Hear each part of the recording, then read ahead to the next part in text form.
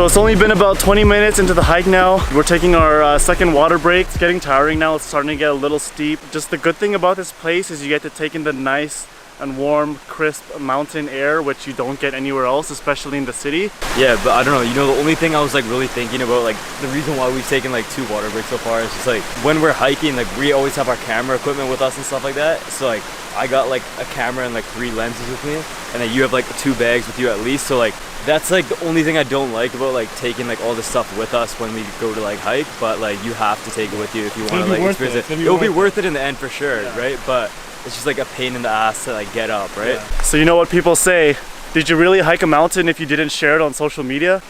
So one hiking tip I have to give you guys is that when you're hiking, always look down where you're stepping. You always want to be careful where you step and make sure that the place you're gonna step is sturdy, especially in the snow like this. Like if you look around me, it's just completely covered in snow. I had this camera on my left hand, and what happened was I wasn't really being careful with my steps, and I slipped on my right foot. I slipped down, and with this in my left hand, I used it to catch myself, and I got the lens all wet. I dried it up now though, hopefully it's fine.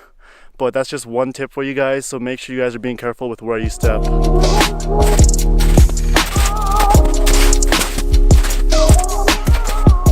Yo, I think it's raining right now. Huh? I think it's raining, look at the water. Oh, fuck, you're right. But I don't feel it though. Like, there might have been a few drops that just popped out of the sky there, I think. Actually, you know what? That's crazy because we started off, it was really foggy before. But now, like, it started to clear up, like, just in time for us to get here. That was perfect. Yeah.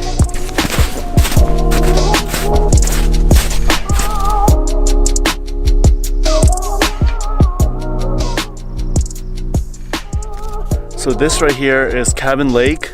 It's not our end destination, but it is one of the lakes you stop by on the way to Eagle Bluffs. And the color of this lake is amazing. As you can see, it's partially frozen and filled with snow. It's kind of dangerous to go out there. I don't know if I want to try to go out there. I sunk in this deep. Oh my god. Oh. It's fine. Oh, I need to get out of here. Pretty much we were gonna get Amr to jump off up there into this snow and try to capture like probably a slow motion cinematic scene of it, but that's probably not safe anymore. It's not gonna happen.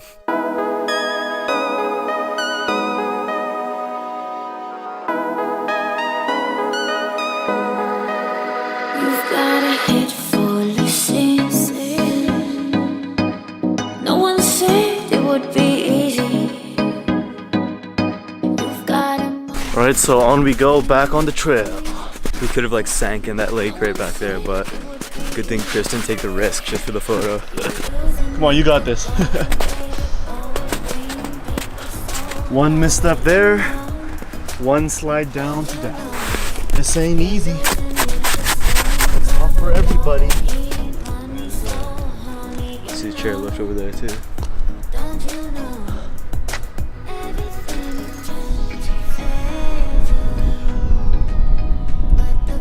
Just so you know, these are some big ravens. They are not your average city bird. They're literally like, my hand is nothing compared to the size of these birds, and they're kind of scary because it seems like they're surrounding us, but we're just gonna keep on walking, not gonna bother them, let them chill in their high spot up here. So we got the Exactos, so we're all right. Brought one for Chris and I each, just in case we got into this situation.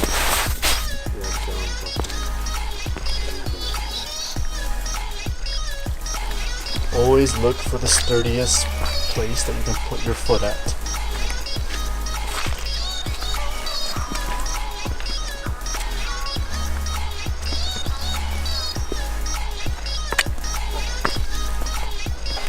Yeah, this is pretty wet.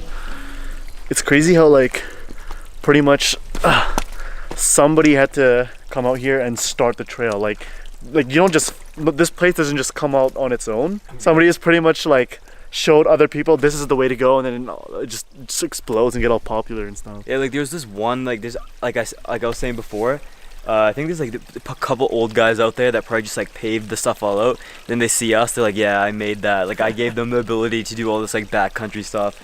But yeah, I don't know, that's pretty crazy. Like they just came and like really like pioneered all of this stuff, and they did it with like none of like the help and like pathways that some we other have to people. like take this, so that's pretty crazy. Like shout out to those guys. We could probably like carve out our own trail too and stuff like that Yo, if we wanted to. We should just go like off skirt somewhere Yeah. and pretty much. It might be go illegal in like this land, but you know, one day like we'll just like buy the side of a mountain or something like that.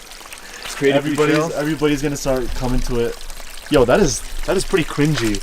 This stuff, it looks like a game that hasn't finished like rendering or something like that. Look at this It's guy. an unfinished Minecraft It's map. floating. This little snow bridge is hovering over nothing, so it's not safe to just walk over it. Problem solving. What are we doing, Omer? I think we're gonna try and like stomp on it in just a little bit, just to test it out. I think we're good. Okay, I just gotta go for it now. Oh, is it good? We're good. How'd it feel? We're good, huh? How'd it feel? It's pretty sturdy, but like you just gotta go quickly though, Okay, so you don't have all the pressure. So my heel made this hole, and yeah, this is a very dangerous place to be walking, but we've got the right mindset, right? I think so. Yeah. So this sign right here kind of helps you realize how thick the snow is. Like, that is pretty low right now. We have to crouch down to look at this.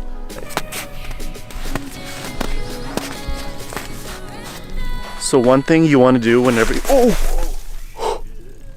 So, as I was saying, which is completely relatable to what I was just gonna say. So one thing you want to do when you're about to approach a pretty steep or dangerous incline or decline, you want to have 3 points of contact. Pretty much 2 is your feet, and 1 is holding something. And now, as you saw, I was holding that branch right there. If I didn't hold that, I would have been done deal. So 3 points of contact is one trick you can use to make sure that you're hiking safely. So definitely do that. You want me to hold this or you get it? I got it. Did you step over or step on it? On it. Oh, Yeah, all these holes and shit. You just sink right in. Look. Oh shit. Yeah, 'cause now we gotta cross.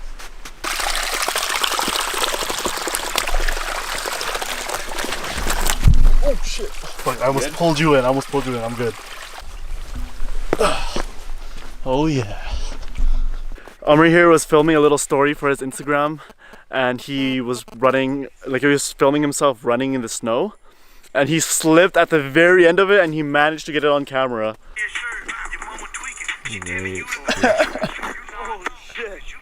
Oh boy. It was a little better in person. Yeah, it looked. I don't know. My view was funny. Chris's view was like impeccable. Probably. I was sliding at this point, and there was like no traction, like no friction between my shoes and the ground. So like all I could do was just like embrace the fall. I'm glad I had my backpack, Yeah, but I got good. like that was good. That was I good. got like this. Yeah, like, his, really yeah, that's pretty Yeah, dirty, fuck. but you know, it's okay. Whatever. It'll be something for you to remember.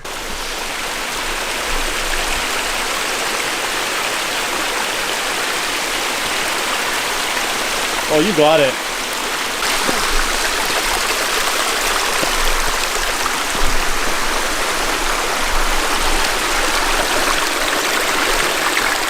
So one of the great reasons why I come out here to hike in the first place is because you're just away from everything. You're away from your life. You're away from people, or like a huge number of people. You're away from like what you typically face in a normal day. And it's just really nice to have some time with like nature and yourself all alone. And you don't think about all those problems and stresses that you normally have like out there in the real world. Let's face it. So we made it. You guys ready to see the view? Damn. This is so surreal that it seems like fake right now. When I look out there, my mind can't process this as like a real image. It's just too insane.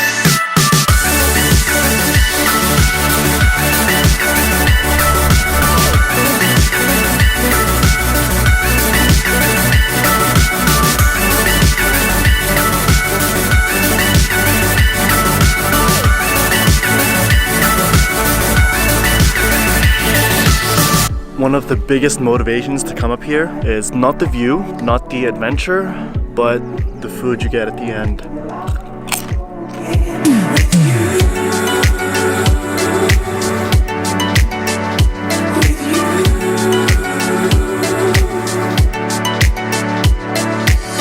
So alright, so we're at the edge of Eagle Bluffs right now, and the amount of stuff, like the amount of landmarks and areas you can see in like the Metro Vancouver and like North Vancouver region is insane. So if you take a look just like way out there, starting off way over there, you can see like the Alex Fraser and the Portman Bridge. You got like Surrey and New West, you got that region over there. Then you slowly come over here, you can see downtown Burnaby, Ironworkers Bridge. Slowly transition to downtown Stanley Park. Straight across over there, we'll have the sort of like Victoria and Nanaimo area. Actually, Nanaimo is probably just straight across from us, and Victoria is a bit more south that way. So we look right down there. That will be kind of Lighthouse Park and White Cliff Park area over there. And that's where we were in actually the last video that I was in when we were at the beach. That beach, at that little small private beach, is just somewhere in a little cove down there. And then if you look over to the right side here, you have, I believe it's like Sea Shelter or Bowen Island or something like that. I'm not sure, I don't have Google Maps with me. But yeah, and you can even see like a bit of the Sea to Sky Highway just going down here. You really do appreciate nature like once you get out here. And it's nice to have like a purpose, like taking photos and like photography that motivates you to like come to these heights and just take in all these views. So let's just take this last moment to appreciate this amazing view that we have, and let's take it all in, suck in the nice air.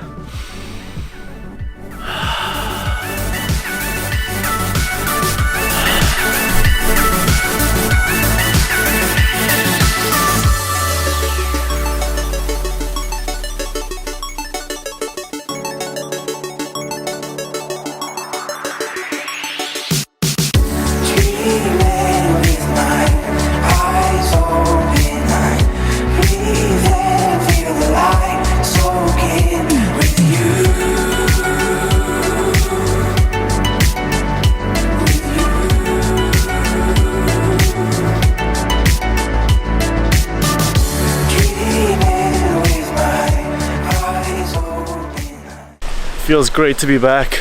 It feels like you're walking on one of those kind of like a foam ground, if you've ever like been on those before, or like made out of rubber or something like that. I feel like really like bouncy right now. What's funny was we came across two people that were going up, and we were about a quarter of the way left on the way down, and these people literally asked us, are we almost there? I was like, yeah, and they asked us like, oh yeah, like so are we almost at the first peak? And I'm like, what? You guys have done like maybe like a tenth of this, like, yeah. And you guys have done like the easy part too. And I'm like, oh yeah, you guys got about like 2 hours left or so. And they're just standing there like, what? Yeah. 2 hours? I'm like, yeah, like 2 hours. Like there's quite a bit of snow up there and stuff like that. So like you got to go around like a bunch of stuff. I don't think they probably didn't know like what they were getting into. They probably just saw it on like Instagram or something. Like, oh sick, let's go here today for a hike after work. But yeah, they don't know what they're in for. Definitely. So when you ever come out here, make sure you study the location, you know where you're going, and you know exactly the distance and the elevation, because that stuff is easily overlooked. So this right here is pretty much the viewpoint in Cypress that is the easiest to get to. You just drive here and park, and literally you don't have to do any physical activity to get to this location.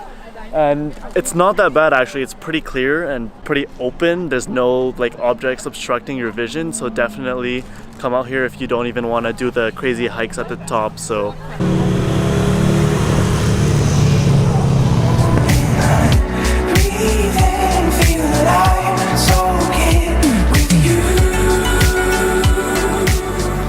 pretty much a 4-hour hike turned into an 8-hour hike. Yeah. And the only reason for that is because since we're here to get content, we're here to shoot too, not just do the hike itself. And it kind of puts into perspective what all the extra time you need when you actually go on a major hike and decide to film and get pictures for it. So and we got there, stayed there for probably like another hour, and then we headed back, and then we stopped multiple times to get like content at like various like points that we like decided like on the way there. So like factoring in all that, and then plus we added like the snowy conditions as well. So all this together like adds up to 8 hours. It seems like a long time. Like we started at like 12:30ish, and we got back to the car at like 8 o'clock basically. I went into this expecting that we'd be able to get up there in like 1.5 hours, and be like, okay, cool, let's take a few photos, and then we'll come back down. But like Chris said before, never underestimate either the terrain or like the hike itself, the duration, and like the stuff you need. Definitely do your research and like plan and like know what you're gonna be doing like on the hike. If you're just going on the hike to like be as fast as you can, it's a different story. But if you're gonna be stopping, or if you're going even with like slower people maybe in like slippery conditions, that's another thing to factor in. So definitely research your hikes and like anywhere you go before you actually do, so you can get the most out of it and be very effective with it. All right, so we're about to eat food in the warehouse, and it's a really nice place that Amr suggested, which pretty much is $5 everything, right? I think so. Yeah. So it's $5 everything. So we're gonna enjoy that. It's gonna be the best meal of our life ever since the last time we could remember. Yeah. It's gonna be so good, and we're just gonna savor it Best all meal we of my can. life since yesterday. That food was so good. I feel so rejuvenated right now. I could probably do another hike. The only part of my body that's still sore is just like my shoulder right here. Other than that, like I'm good to go. It's because I ate just enough, so my energy levels are still there. Should we do a rooftop or something like that? I don't know, do you want to? So it's pretty much the end of the night, and we're gonna end the vlog here. So, peace.